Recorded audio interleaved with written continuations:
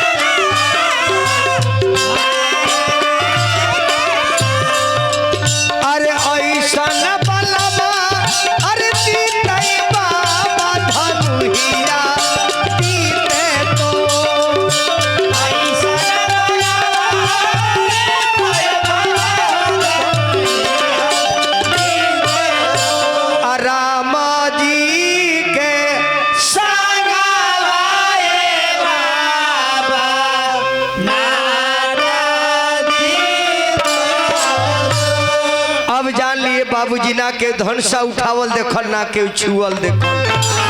चमत्कार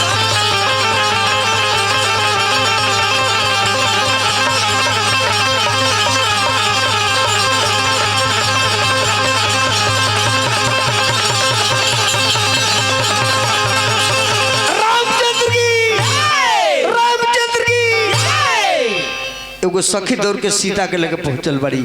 सीता अरे बोला का देखलू हा सीता अरे बोला बोला अरे बोला का देखलू हा अरे बोला बोला अरे बोल सीता हो जन साधु बाबा के संगे दुगो लड़का आइल बड़े ना वही में के सावर का बेटा हुआ तू ले लो हाँ तो ले लो दशरथ बाबा दे दी खुला सीता इतना ना खुश बाड़ी कि धरती पर लात नहीं खे बुझाता कि दुनिया में हमारा ऐसा धनी क्यों नहीं के रोए लगली सीता कहे कि आज भी नियम बा कौन लड़की पढ़ती या पास हो जाली ना तो रोएली मम्मी पास हो गई नहीं पापा जी कहते नहीं जे पढ़बे न करी मम्मी देखो हमार सर्टिफिकेट पास हो गई नहीं लड़की जब खुश होले तो रोवे लगेली सुखी होले तो रोवे लगेली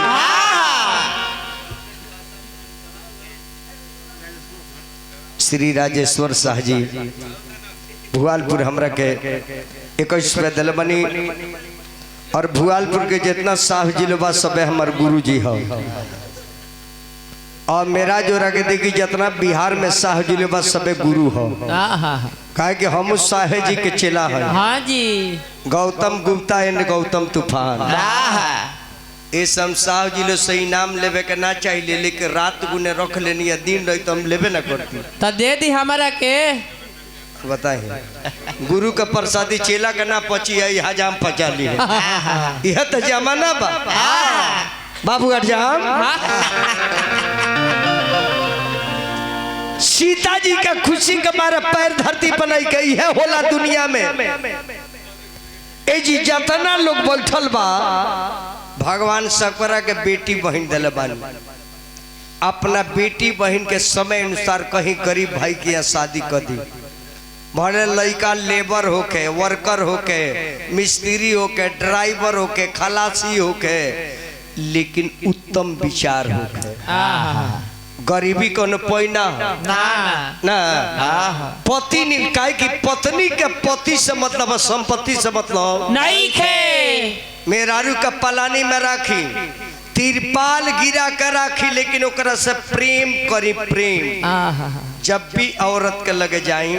तब प्यार से बोली का हो रहल बा तो अपने खुद कहे बोली ना रहा विचार का बा। अगर पलानी में मेहरारू भीजतिया आ फटही साड़ी पहनले बिया बरखा बरसता वही में कांपतिया आ जाके प्रेम सरुआ कहे न का करू गरीबी के चलते ही दशा हो। अच्छा दरोगा जी से कुछ रुपया मंगले बने दे दे तो छवाली हो जाए। ई बात प्रेम से औरतिया सुनी तो कही जा रे हमर करे जाऊ हम भीजत थोड़ी बनी हम द बरखा के मजा लेता। अब बहुत ऐसा भी मरद बारे सो ए बाबू बहुत ऐसा भी मरद बारे सो दरोगा जी देखे घर में जाले सो सुनता रे ई कौन बोली रे कुत्ता उ कहती है रहुआ ते कहबे रे सुनता रे आ कहू कह दरस की का कहता रे मारी हो जाए ना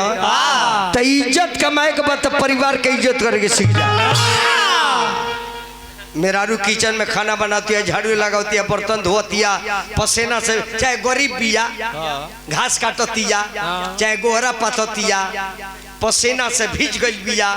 आ खाली प्रेम सरुआ कह न दे आहा इतना मेहनत कैला के का जरूरत बा आराम कर तरह के नींबू वाला चाय बना के ले आई ई बतिया सुनी मर्दा के तब पसीना ओकर भीतर ही भाग जाई पर यारे हमार राज हो राज अरे हाथवा जोड़ जाए चूल्ही तर मत जाए पतवा की ना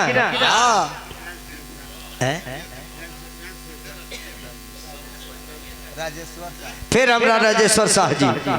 फिर हमरा खानदान से पुरस्कार अभिनंदन बा तो इस औरत से प्रेम से बोले के बाद ये भी बियाह को ले बजान ली और माता बहन वो लो सुन ली पति अगर निमन बोला तारे तरुआ देवता खानी पूजा करे के बाद आ जौन मरद गरियावता पी खा के मरता ओकरा के रोज सवेरे खाली पेट 3 बेलना मारे के बाद एकदम खाली पेट मारे के बाद बसिए जब उनका कोई जीवन में गैस बनेबे ना करी 3 गो जहाँ बेलना खैले तो जनिए जे पेंटपटी ऐसे ना गैसे ना बोली मेहरारू तरह के पतिदेव कहतिया आ तू लो लागत तारा लाते लाते मारे जानते नहीं बुझते नहीं का बुझते नहीं तन में नमक डाल देते हैं सौदी का तो लागत तार से गरमाए खाना खानदान से तेले देखले के तन नमक बा आ तू नाती सरले बैगन लिया देता तो तार के मारतिया कहते कि जाए तो बुरबा कहीं कोनो गरीब लेके बेचत तो कीन ले हुई अब यही में से छील के बना दो अपने सरले कीन दी है और तो नमक डाल दी तो बाप रे दे लात दे चप्पल दे जूता 3 बेलना रोज मारे के बाद 3 बेलना सुबह में 3 बेलना और शाम के 3 बेलना जीन मर्द मारो तुमको ना तो 10 माले बना दो वैसे मेरा भी आनंद बा 10 माला एगो बना दो और डाइनिंग हॉल में पूरी तरकारी बना के जो हतिया अतले चलल बड़ई धर्म बागी से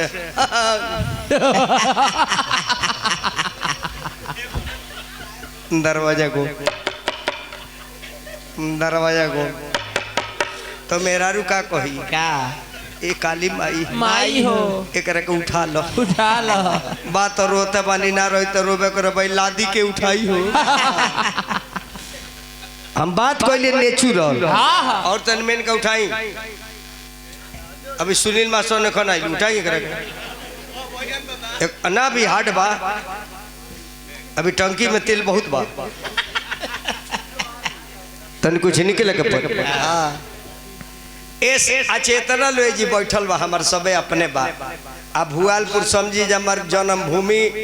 अगर दूसरा जगह बताई कर्म भूमि बुझे ये को गाँव बजाना गाँव में 1 घंटा 2 घंटा 4 घंटा 1 दिन 2 दिन और जाइले, न तो हम अपना हितैयो में ना अड़िले। ना ना। अब सुनील मास्टर ने कहना आइलू उठाई हो। हाँ हाँ। ए काली माई एक के रखे उठा लो बात रोते बानी ना रोई तो रोबे करे भाई लादी के उठाई हो। हम बात कहले नेचुरल और तन मेन का उठाई। ना ना। ऐसे सबे हमारा आदर्श बा, सबे हमारा परिवार के बा। काम उहे करे के बा जौना सब परिवार में विरोध ना होके। एक आदमी में के हाथ उठा के कह दे तो जे हमार मेहरारू कहले जे जा दारू पियो, जा सिगरेट पियो, पान खा, ए जान के कह दे तो सबकर मौगी चाहे ले जे कौन ऐसा फल खा लेते जे देहिया इनकर सेव खानी लो लिया जाए, लेकिन नाती माना तलो नीति सवाई बर्बाद को के छोड़ी एकरा के सांपों ने खसा काट ली। बबुआ सब मेहरा खूब मोटाई रह, गोटाई रहो, ललियाई रहो। राजेश बाबू के तरफ से पुरस्कार पे हार्दिक अभिनंदन बा। माई के नजर में, मेहरारू के नजर में केहू मोटाला ना। अरे माई तो अपन माइये हो। देख लिया, अब देख ली मेहरारू को तो ये 20 को बड़ा पति हूँ। माई के नजर में केहू मोटाला। अरे वह 2 क्विंटल के हो ना जाए, 2 क्विंटल के आ जाके अपना माई से कोई नहीं माई देखबे तोर बेटा मोटा तुम बा। माई को ये कौन रानी कलसरी ओकरा आँखी में गोबर पड़ू। हमार बाबू तनी हर गई बड़ा, तनी चोखा ढेर खाइल कर। फिर हमारे दरोगा जी यही बात पर कान पे दिल बनी प्रणाम बा। आई एक चक्कर मारिए अपने मेहरारू से जाकर होगा कहीं कहीं देखबू हमार बाप खियौला बड़ की ना। मेहरारू कही कि चुप रही, चुप रही। हमारा वो दिन याद बा जब तू बिया को के ले लो तो आवत लो तो पसेना छोड़त रहो, अब बोलाई ले तो सुख सुखा के। मेहरारू शक्ति कपूर नाम धैले बिया ना तो नीमन नाम धैले बिया। शक्ति एकर मतलब कि डायनावा ही है। बबुआ सीता जी से सगी लोग कहते रोता रू सीता। अरे पहिरा बसिया जी आई अपना पिया।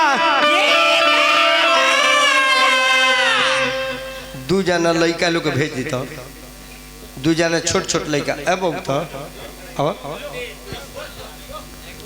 अब आओ आजा।